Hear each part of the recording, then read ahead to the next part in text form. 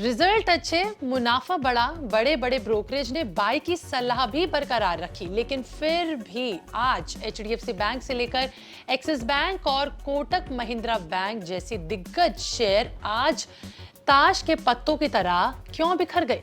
आज यानी कि सोमवार से शेयर बाजार खुला और कुछ ही मिनटों में निवेशकों के बीच हड़कंप मच गया।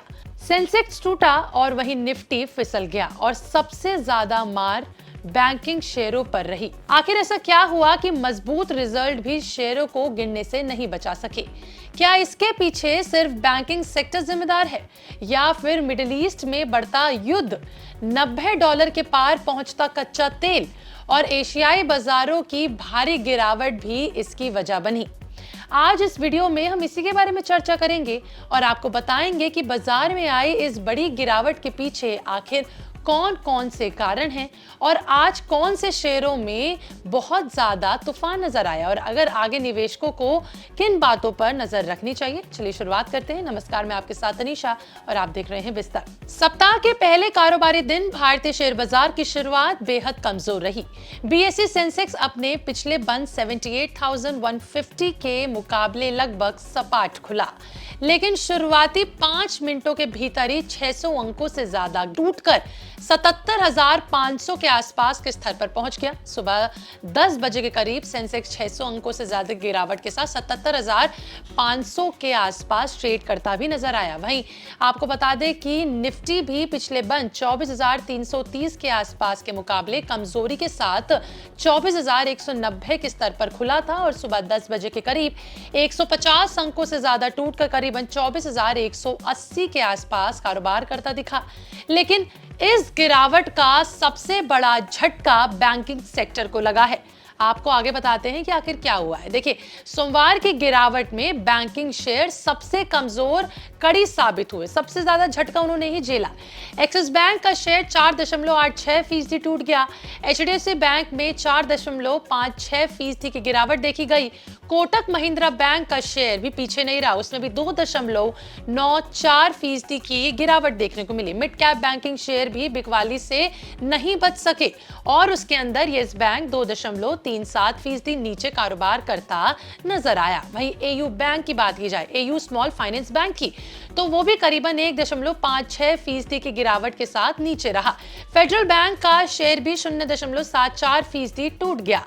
इन सभी शेयरों में भारी बिकवाली के चलते बैंक निफ्टी भी कारोबार के दौरान 1% से ज्यादा फिसल कर और पूरे बाजार का सेंटीमेंट कमजोर पड़ गया। अब इस गिरावट के बीच आज का सबसे बड़ा सवाल एचडीएफसी बैंक का शेयर है। देखिए, एचडीएफसी बैंक ने अप्रैल जून तिमाही में 19,050 करोड़ रुपए के आसपास का स्टैंड अलोन नेट प्रॉफिट अपने नाम दर्ज किया, जो पिछले साल की समान अवधि के मुकाबले देखा जाए तो करीबन 4.98% ज्यादा है। बैंक की नेट इंटरेस्ट इनकम यानी कि एनआईआई 6.7% बढ़कर 33,535.95 करोड़ रुपए के आसपास रही। बैंक का ग्रॉस एनपीए 1.17% और नेट एनपीए 0.41% रहा, जो मुकाबले देखा जाए एसेट क्वालिटी और उस तरफ इशारा करता है। यानी कि पिछले नजर में देखा जाए रिजल्ट खराब नहीं थे, लेकिन शेयर बाजार सिर्फ अच्छे रिजल्ट नहीं देखता है, बल्कि ये भी देखता है कि बाजार की उम्मीद क्या थी और बाजार की उम्मीद थोड़ी कमजोर रही। यही वजह है कि निवेशकों ने मुनाफा वसूली शुरू कर दी। अब देखिए, दिलचस्प बात यह है कि शेयर में गिरावट के बावजूद भी बड़े ग्लोबल ब्रोकरेज एचडीएफसी बैंक को लेकर अब भी सकारात्मक बने हुए हैं। आपको बता दें, जेफरीज ने शेयर पर बाय रेटिंग बरकरार रखते हुए 1,050 रुपए का टारगेट दिया। वहीं बात की जाए बर्स्टिन की, तो बर्स्टिन ने आउट परफॉर्म रेटिंग के साथ 1,150 रुपए का लक्ष्य रखा है। अब बात करते हैं नोमुरा की, जिसने बाय रेटिंग का दोहराते हुए 950 रुपए का टारगेट अपने नाम किया है। ब्रोकरेज का मानना है कि बैंक की बैलेंस शीट मजबूत है, लेकिन लोन ग्रोथ सुधार रही है, लेकिन डिपॉजिट ग्रोथ भी बेहतर है। एसेट क्वालिटी भी मजबूत बनी हुई है। यानी गिरावट का मतलब ये नहीं है कि कंपनी कमजोर हो गई, कंपनी बहुत मजबूत है, बाजार में पकड़ मजबूत नहीं है। ये अब बता दें कि प्रॉफिट बुकिंग ये सब जो है इस तरफ इशारा जा रहा है इसकी गिरावट का। अब सबसे बड़ा सवाल ये है कि बैंकिंग शेयरों में बिकवाली की बड़ी वजह क्या रही, क्या थे इसके पीछे कारण। तो देखिए एक्सपर्ट्स क्या कह रहे हैं, उनके मुताबिक देखा जाए तो बैंकिंग शेयर पिछले कई महीनों से लगातार शानदार प्रदर्शन कर रहे थे। कई शेयर अपने रिकॉर्ड हाई के आसपास कारोबार करते भी दिखे थे। ऐसे में अच्छे नतीजों के बावजूद निवेशकों ने मुनाफा वसूलना शुरू कर दिया था। अब देखिए शेयर बाजार की भाषा में इसको by the rumour cell the news कहा जाता है। यानी ये कि रिजल्ट आने से पहले खरीदारी और रिजल्ट आने के बाद मुनाफा वसूली। सोमवार को देखा जाए तो बैंकिंग सेक्टर में यही ट्रेंड जो है देखने को मिला। लेकिन सिर्फ बैंकिंग शेयरों ने ही बाजार को नीचे नहीं धकेला है, नीचे नहीं खींचा है। आपको बता दें कि ग्लोबल हालात भी भारतीय बाजार पर भारी पड़े। अमेरिका और ईरान के बीच तनाव लगातार बढ़ रहा है। दोनों देशों के बीच सैन्य कार्रवाई तेजी से आगे हो रही है।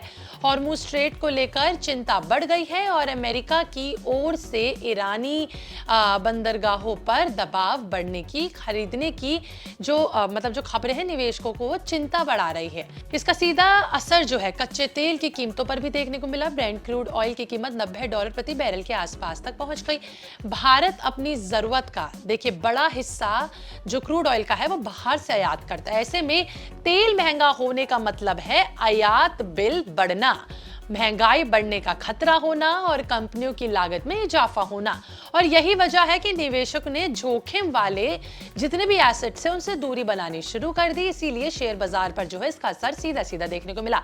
सोमवार यानी आज सिर्फ भारत ही नहीं बल्कि पूरे एशिया में कमजोरी देखने को मिली है। जापान का निक्केई इंडेक्स 4% से ज्यादा टूट गया था। वहीं बात की जाए दक्षिण कोरिया के कॉस्पी इंडेक्स की तो उसमें भी 3% से ज्यादा की गिरावट देखने को मिली। गिफ्ट निफ्टी सुबह के हिसाब से देखा जाए तो कारोबार शुरू होने से पहले 100 अंकों से ज्यादा नीचे कारोबार कर रहा था। इन सभी संकेतों ने भारतीय बाजार की शुरुआत से पहले ही माहौल खराब कर दिया और लोगों का जो भरोसा है वो तुरंत बाजार से हट गया। अब देखिए दिलचस्प बात यह है कि शुरुआती कारोबार में बाजार जरूर टूटा, लेकिन कुल मार्केट कैपिटलाइजेशन की बात की जाए तो आंकड़े अलग तस्वीर दिखाते हैं। आपको बता दें कि पिछले कारोबार के आखिरी दिन 17 जुलाई को बीएसई पर सूचीबद्ध कंपनियों का कुल मार्केट कैप 4.80 करोड़ रुपए के आसपास रहा। आज यानी 20 जुलाई को ये सीधा सीधा बढ़कर और ज्यादा बढ़ गया और देख सकते हैं कितना बढ़ गया। यानी देखा जाए कुल संपत्ति में 14,733% की बढ़ोतरी रही। इससे साफ है कि शुरुआती कारोबार के बावजूद पूरे बाजार में व्यापक नुकसान नहीं हुआ। अब आने वाले जो समय है उसमें क्या हो सकता है, देखिए बाजार की दिशा 3 फैक्टर्स पर पूरी तरीके से टिकी हुई है, इस पे तय है। पहला है अमेरिका और ईरान के बीच तनाव आगे कितना बढ़ता है जिस पर बाजार टिका है। दूसरा है ब्रेंट क्रूड ऑयल $90 के ऊपर टिकता है या नीचे आता है, इसके ऊपर बाजार टिका हुआ है। तीसरा है बैंकिंग शेयरों में ये गिरावट सिर्फ प्रॉफिट बुकिंग साबित होती है या फिर आने वाले दिनों में और दबाव देखने को मिलता है, इस पर बाजार टिका हुआ है।